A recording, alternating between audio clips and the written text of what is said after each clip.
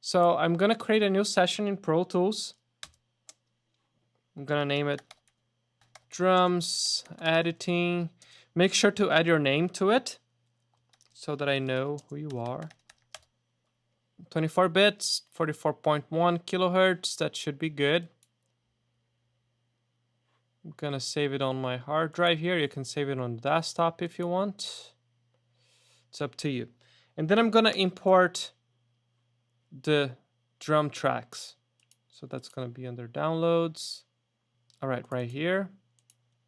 Make sure to copy, not add. Gonna hit done. Open it. Create new tracks. So the first thing that we're gonna do is reorder those tracks, right? There's a certain standard for it, and usually begins with the drum pieces closer to the floor. So for example, we're gonna start with the kick drum. That is the one closest to the floor. And then the next one is gonna be the snare. And here I simplify the names. SB stands for snare bottom. ST stands for snare top. So I'm just gonna, and usually snare top comes before snare bottom. That's a convention between engineers for both studio and live sound. And then followed by the hi-hat. And then you have the toms. So tom 1, which is the rack tom, and then floor tom. And then overhead, and then the room microphones. So you may wonder, why are we editing these drums? You know, in this case, the drums sound pretty good. Even though we're not listening to it in context of a song, these are the isolated drums.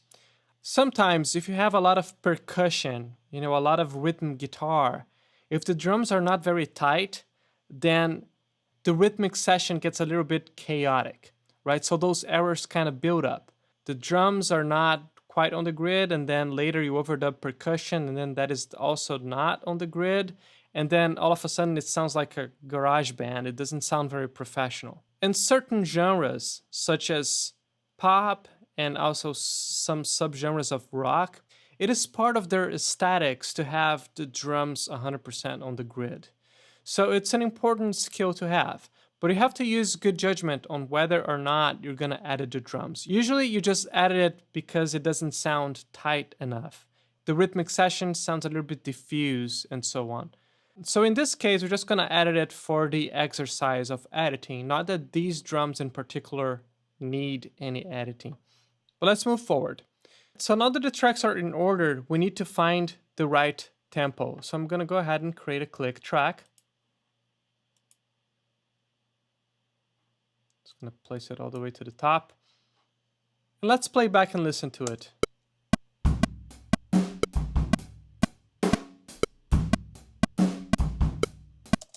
So the default tempo when you open a Pro Tools session is 120, but that is not the tempo of the drumming. So we need to find that tempo. The way to do that is to tap to tempo. So you can see here on this red arrow, that's how you change the tempo. So you can double click and change the tempo. Make sure not to move it, because if you move it, then that's gonna change the start of the session and that's gonna cause a lot of problems. So always make sure it's all the way to the left. Also make sure that your main ruler is set to bars and beats. So I'm gonna mute the click track now so that we can find the tempo. So we can play back, double click the red arrow, and then press the letter T to find the tempo. So we're gonna press it along with the drumming.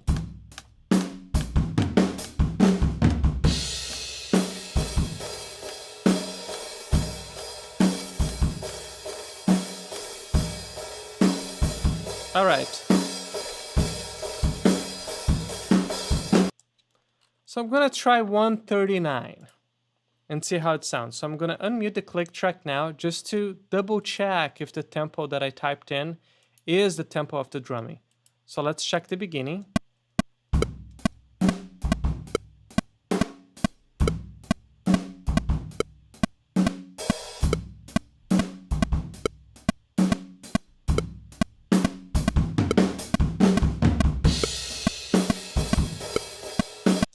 So you probably noticed that it started more or less fine and then it gradually fell out of sync.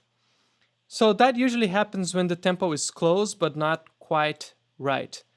So that's the equivalent to when you're driving and then you hit the turn signal and then it is in sync with the car in front of you for a while and then it starts falling out of sync and then it syncs back again. I find that very entertaining, but it's a very similar principle. So the tempo is close but not quite right. So let's try 140.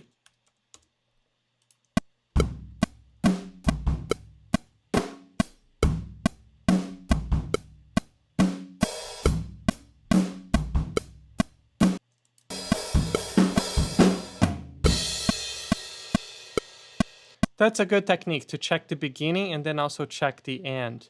If both the beginning and end are in sync, then the tempo is most likely the right one. All right, so the next thing that we need to do is create an edit group. So just to give you an example, I'm going to move this kick track close to the overhead mic. And we see here that you have the kick, and then a little bit later, you have that waveform getting to the overhead microphone, and then even later to the room microphone. So we want to keep that distance intact, right? Because that's part of the recording and it's constant. So for example, if you have about 7 milliseconds of distance between the closed microphone and the room microphone, that distance is always going to be the same. If you go to any kick, the distance is always going to be 7 milliseconds, right? So one thing that you cannot do at all is edit those tracks separately. Because if you added the kick without moving the rooms as well, so now your kick is on the grid line, but your room microphone is happening before the kick. And that sometimes can cause double transients and comb filtering and a lot of other nasty artifacts. So you need to edit all those tracks together. And for that, you need to create an edit group. So I'm just going to select all of them, hit Command G, and name it drums. I'm just going to make it an edit group. Now we need to find the smallest written figure. So first make sure that you are on bars and beats here. And then you can start increasing the grid resolution until you have one grid line per transient. So I have one grid line for this kick, I have one grid line for this hi-hat, but I don't have one for this one. So let me go to 8 notes. Okay. So it seems like I have one grid line per transient. So 8th note is good here. All right. Now we found the smallest written figure and we adjusted the grid resolution accordingly. And before you start editing, this is very important, you need to create a new playlist, because if you make mistakes, you don't want to have to re-import the audio tracks. So you can just click here on the arrow and then go to duplicate. Or you can use the shortcut and then you're going to have 2 playlists. So one can be your original and the other one is going to be your edited playlist. I like to rename the playlists so that it's more organized and then you can quickly see which one is the edited and which one is the original. So you can double click to rename, and then I like to add a suffix to it, for example E, that stands for edited, and then you can hit Command right arrow to rename the next track.